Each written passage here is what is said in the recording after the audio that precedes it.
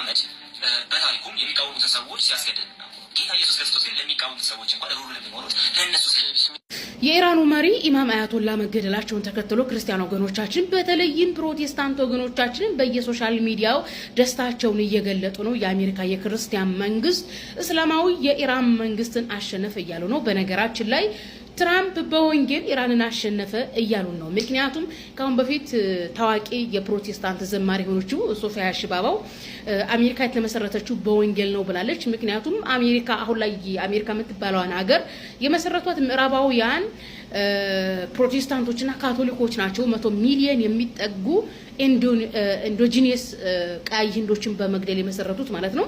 ስለዚህ ክርስትና እስቲል በ21ኛው ክፍለ ዘመን የመስቀል ጦርነት በሚል ንጹሃን ህዝቦችን እየጨፈጨፉ ነው። በነገራችን ላይ የመስቀል ጦርነትን በመካከለኛው ምስራቅ ላይ በሙስሊሙ ዓለም ላይ ያዘዘው ዳግማዊ ቁርባን የተባለ የፈረንሳይ የካቶሊክ ፖፕ ነው። ከ9 ጊዜ በላይ ወደ 300 ዓመት የሚጠጋ ጦርነት ተካሂዷል በሙስሊሙ ዓለም ላይ። ስለዚህ ክርስትና በመጨፍጨፍ ነው እስከ 21ኛው ክፍለ ዘመን ያለው ማለት ነው።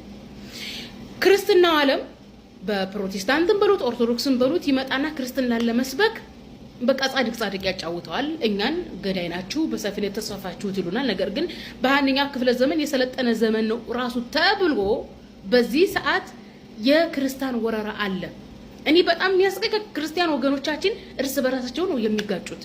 እዚህ ጋር ጻድቅ ያጫውታቸዋል፣ እዚህ ጋር ደግሞ ገዳይ ክርስቲያን በቃ በመግደላቸው እየተመኩ ነው። ትራምፕ የኢራንን ህዝብ በመጨፍጨፉ የኢራንን መሪ በመግደሉ ክርስቲያናዊ መሪ ስለሆነ እሰይ ገደለ እያሉ ነው። እኔ ከክርስቲያኑ ማህበረሰብ ጋር እንዴት ነው የምንግባባው? በዚህ ሰዓት ክርስትናው በተለይም የፕሮቴስታንት ሃይማኖትን ለመስበክ ሙስሊሙ ማህበረሰብ አፍ ለማስያዝ እስልምናን ስም ሲያጠፋ ሲዋሽ ነው። ነገር ግን ገዳይ ነኝ እያለ የሚፎክር ነው የፕሮቴስታንት ሃይማኖት ማለት ነው። ሌላው የምጠይቀው ጥያቄ ለኢትዮጵያውያኖች ነው። ኢትዮጵያውያኖች በጣሊያን ቅኝ ግዛት አልተያዝንም በማለት በየዓመቱ የካቲት የአድዋ ድል በዓልን ታከብራላችሁ።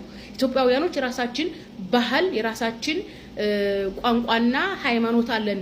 በምዕራባውያን ቅኝ ግዛት አንያዝም፣ የካቶሊክ ሃይማኖት አንቀበልም፣ ጣሊያንን አንፈልግም በማለት ታግለው አሸንፈው በየዓመቱ የነጻነት ድል ያከበሩ ነው። ያከበራችሁ ኢትዮጵያውያን እንዴት ብላችሁ ነው የፕሮቴስታንት መንግስት የሆነው አሜሪካ እስላማዊ መንግስት ነኝ የምትለውን ኢራንን በቀኝ ግዛት ሊዝ ነው ብሎ ሲገላቸው ሲጨፈጭፋቸው ጎሽ እያላችሁ የምታጨበጭቡት?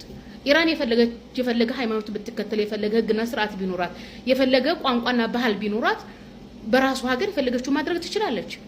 የኔን ሐሳብ የኔን ሃይማኖት ተከተል በማለት መጥቶ የሚገላቸው መታገል መብታችሁ አይደለም? ቅኝ ግዛት አልቀበልም ማለት መብታችሁ አይደለም ነው? በቃ በመግደላችሁ ትደሰታላችሁ ክርስቲያን ወገኖቻችን። እኔ እኮ ግርም ይለኛል። ገዳይ ወዳለሁ ተኳሽም አልጠላ ሲደክመኝ አርፋለሁ በጎፈሬው ጥላ የሚለው ክርስቲያኑ ማህበረሰብ ነው እንግዲህ እንትን የሚለን ስለ ጻድቅ የሚያወራን ማለት ነው። ለማንኛውም ሸር አድርጋችሁ ለፕሮቴስታንት ወገኖቻችን አድርሱልኝ። በዚህ ሰዓት የጴንጤ መንግስት የትራምፕ መንግስት አሸነፈ ገዳይ የክርስቲያን መንግስት እያሉ ነው። ነገ መታችሁ ፕሮቴስታንትን ክርስትናን የሰላም ሃይማኖት ነው ብላችሁ እንዳትሰብኩ።